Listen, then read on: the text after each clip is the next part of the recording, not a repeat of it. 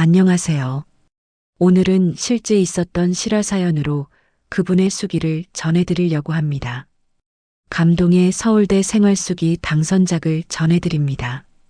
이 이야기는 각색하지 않고 원문 그대로 낭독해드립니다. 실밥이 뜯어진 운동화, 지퍼가 고장난 검은 가방, 그리고 색바랜 옷, 내가 가진 것 중 해지고 낡아도 창피하지 않은 것은 오직 책과 영어 사전뿐이다. 집안 형편이 너무 어려워 학원 수강료를 내지 못했던 나는 칠판을 지우고 물걸레질을 하는 등의 허드렛 일을 하며 강의를 들었다. 수업이 끝나면 지우개를 들고 이 교실 저 교실 바쁘게 옮겨 다녀야 했고, 수업이 시작되면 머리에 하얗게 분필 가루를 뒤집어 쓴 채 맨 앞자리에 앉아 열심히 공부했다. 엄마를 닮아 숫기가 없는 나는 오른쪽 다리를 심하게 절고 있는 소아마비이다. 하지만 난 결코 움츠리지 않고 오히려 내 가슴 속에선 앞날에 대한 희망이 고등어 등짝처럼 싱싱하게 살아 움직였다. 짧은 오른쪽 다리 때문에 뒤뚱뒤뚱 걸어다니며 가을에 입던 잠바를 한겨울에까지 입어야 하는 가난 속에서도 나는 이를 악물고 손에서 책을 놓지 않았다. 그러던 추운 어느 겨울날 책 살 돈이 필요했던 나는 엄마가 생선을 팔고 있는 시장에 찾아갔다. 그런데 몇 걸음 뒤에서 엄마의 모습을 바라보다가 차마 더 이상 엄마에게 다가가지 못하고 눈물을 참으며 그냥 돌아서야 했었다. 엄마는 낡은 목도리를 머리까지 칭칭 감고 질척이는 시장 바닥의 좌판에 돌아앉아 김치 하나로 차가운 도시락을 먹고 계셨던 것이다. 그날 밤 나는 졸음을 깨려고 몇 번이고 머리를 책상에 부딪혀가며 밤새워 공부했다. 가엾은 나의 엄마를 위해서 내가 어릴 적에 아버지가 돌아가신 뒤 엄마는 형과 나 두 아들을 힘겹게 키우셨다. 형은 불행히도 나와 같은 장애인이다. 중증 뇌성마비인 형은 심한 언어장애 때문에 말 한마디를 하려면 얼굴 전체가 뒤틀려 무서운 느낌마저 들 정도이다. 그러나 형은 엄마가 잘 아는 과일 도매상에서 리어카로 과일 상자를 나르며 어려운 집안 살림을 도왔다. 그런 형을 생각하며 나는 더욱 이를 악물고 공부했다. 그 뒤 시간이 흘러 그토록 바라던 서울대에 합격하던 날 합격 통지서를 들고 제일 먼저 엄마가 계신 시장으로 달려갔다. 그날도 엄마는 좌판을 등지고 앉아 꾸역꾸역 찬밥을 드시고 있었다. 그때 나는 엄마에게 다가가 등 뒤에서 엄마의 지친 어깨를 힘껏 안아드리며 엄마나 합격했어요. 나는 눈물 때문에 더 이상 엄마 얼굴을 바라볼 수가 없었다. 엄마도 드시던 밥을 채 삼키지 못하고 하염없이 눈물을 흘리며 사람들이 지나다니는 시장 골목에서 한참 동안 나를 꼭 안아주셨다. 그날 엄마는 찾아오는 단골 손님들에게 함지박 가득 담겨있는 생선들을 돈도 받지 않고 모두 내주셨고, 그리고 형은 자신이 끌고 다니는 리어카에 나를 태우고 입고 있던 잠바를 벗어내게 입혀주고는 알아들을 수 없는 말로 동생인 나를 자랑하며 시장을 몇 바퀴나 돌고 돌았다. 그때 나는 시퍼렇게 얼어 있었던 형의 뺨에서 기쁨의 눈물이 흘러내리는 것을 보았다.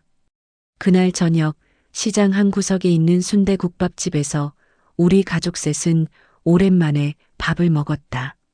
엄마는 지나간 모진 세월의 슬픔이 푹 받치셨는지 국밥 한 그릇을 다 들지 못하시고 그저 색바랜 국방색 전대로 눈물만 찍으며 돌아가신 아버지 얘기를 꺼냈다. 너희 아버지가 살아있다면 기뻐했을 텐데 너희들은 아버지를 이해해야 한다. 원래 심성은 고운 분이다.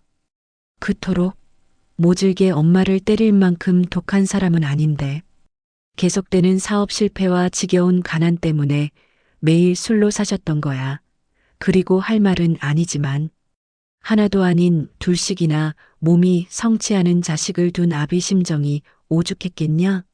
내일은 아침 일찍 아버지께 가봐야겠다. 가서 이 기쁜 소식을 얼른 알려야지. 내가 어릴 때 부모님은 자주 다투셨는데 늘 술에 취해 있던 아버지는 하루가 멀다 하고 우리들 앞에서 엄마를 때렸다.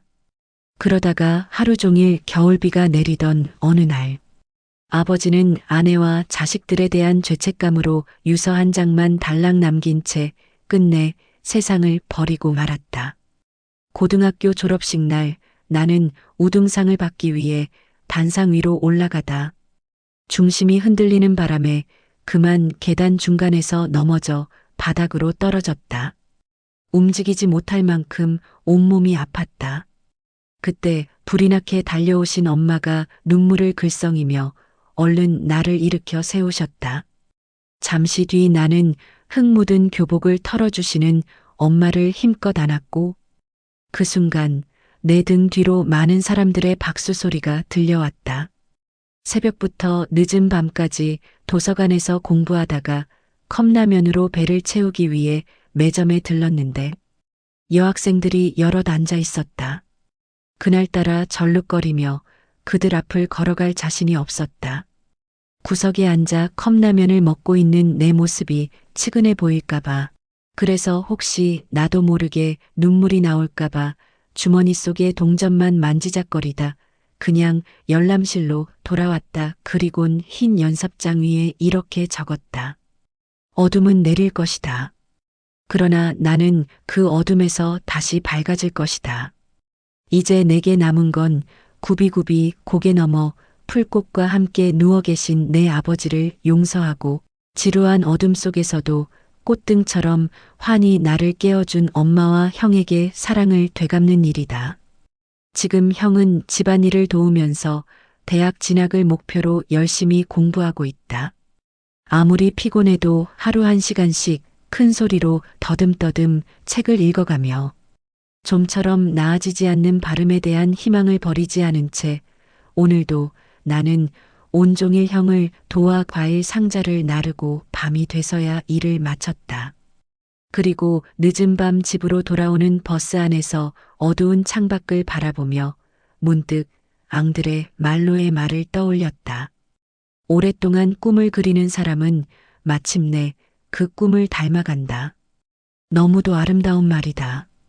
위의 글은 10년 전 서울대학교 합격자 생활수기 공모로서 이 학생은 우수한 성적으로 공부하여 지금은 미국에서 우주항공을 전공하는 박사과정에 있으며 국내 모 기업에서 뒷바라지를 하는데 어머니와 형을 모두 미국에 모시고 가 같이 공부하면서 가족들을 보살피고 있다고 합니다.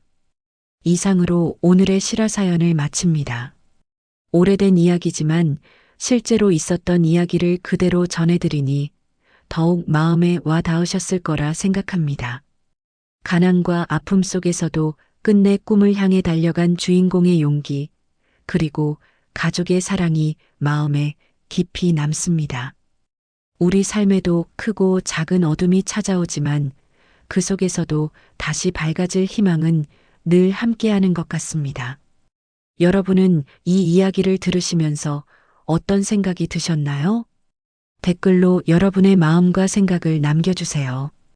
구독과 좋아요는 더 많은 분들께 사연을 전하는 힘이 됩니다. 늘 찾아와 주셔서 감사합니다.